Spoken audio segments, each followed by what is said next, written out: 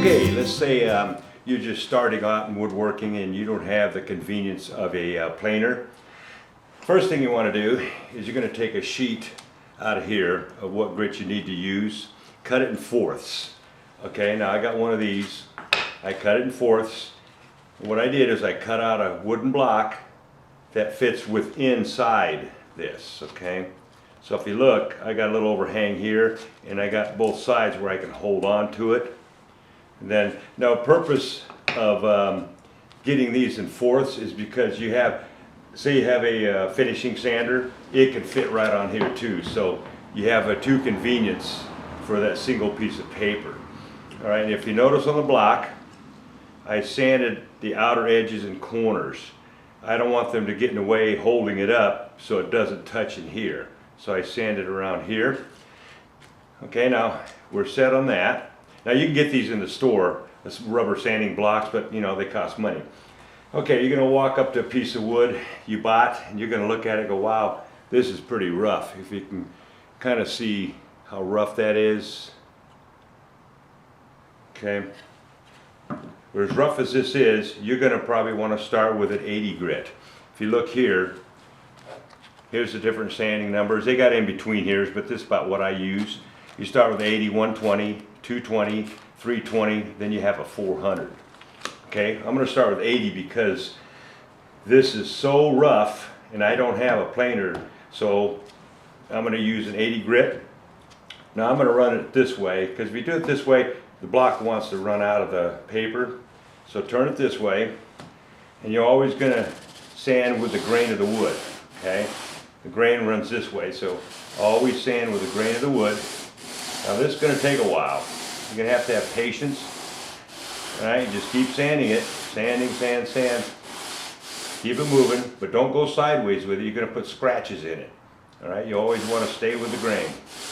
Okay, you notice I got it at an angle. Whatever works for you, if it works better this way or whatever, but I got mine at an angle because it doesn't bounce as much, if you notice. See how it bounces? So if you turn it like this, just keep working at it. It can take you a while. All right, sand away. You notice, see how it's removing it? All right, so just keep sanding until you get this as smooth as you can with your 80.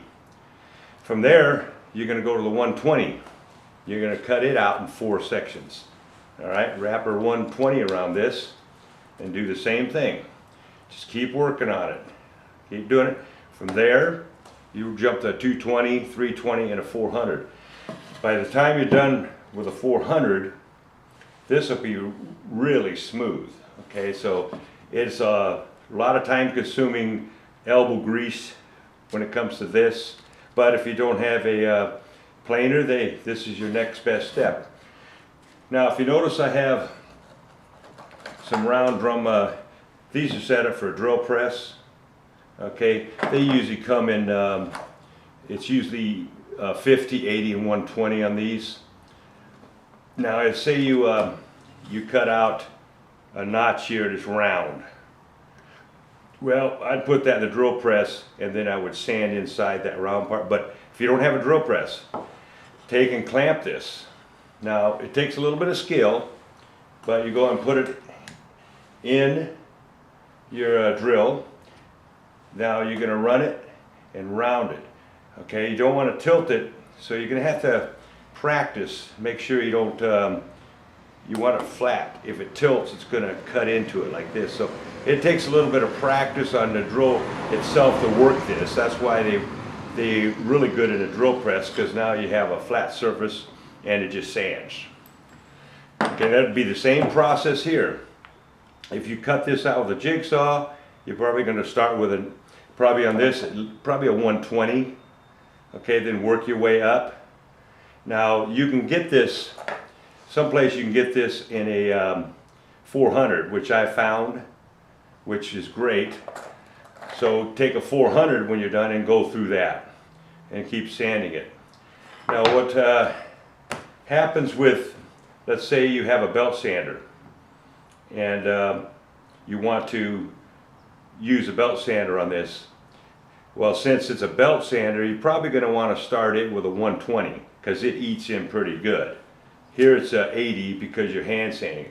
Start out with a 120 and just keep going with the grain on the 120 until you get it down to as smooth as you can with the 120. And then from there you're probably going to have to hand sand. Some places online you can buy a 220 and a 320 belt for your belt sander. But of course you got to go online and purchase that. The stores usually go up to 120. You might find a 220 if you're lucky. But that's if you're going to be belt sanding this.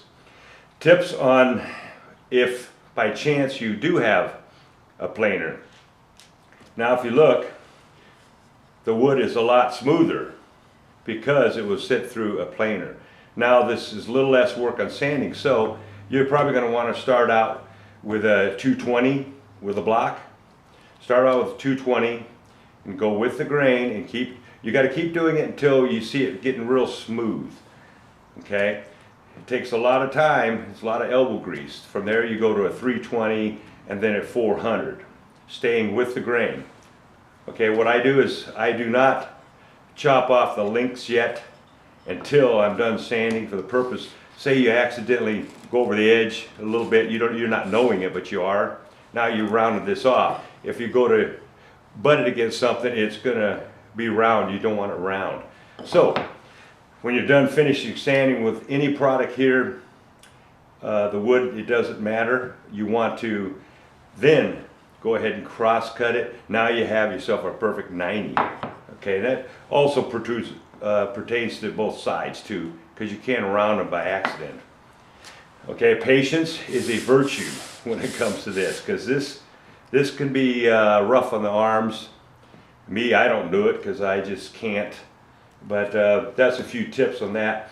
Now, when you're getting to a finishing sander, okay, these are usually run with a 220, 320, 400. These are finishing sander because they vibrate and they don't put scratches in the wood.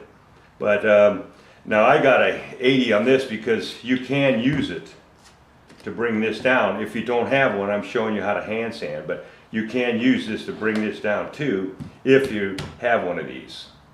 But start like a 220 or a 320 when you're doing this kind of finishing wood. Now a tip, once you're done sanding, you went all the way up to 400, take and get a damp rag and wet the wood down. Purpose of that is it puffs up the grain again. From that point you're going to use a 400 on it. Once it dries, you know, let it sit for, depending on the weather outside, you know, let it sit maybe a day, maybe 2 hours, depending on how hot it is. Then you take your 400 either on this or on this and go ahead and sand it again. Now, why did I wet it? Well, what happens if you decide you're gonna finish it? Some people don't finish their wood, but say you want to seal it and lacquer it. Well, once you put that sealer on, it puffs the grain up again. Now it's not as smooth as it was. So if you wet it first, let it dry, and then sand it again, now you kind of cured the wood.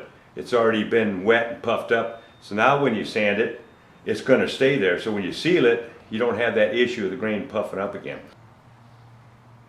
This ends this week's tutorial on sanding techniques. I appreciate it, guys. Check us out on Facebook and Twitter. The links are in the description box below. If you like the video, please thumbs it up and share it. If you want to see more, be sure to subscribe. Thanks for watching. Until next time.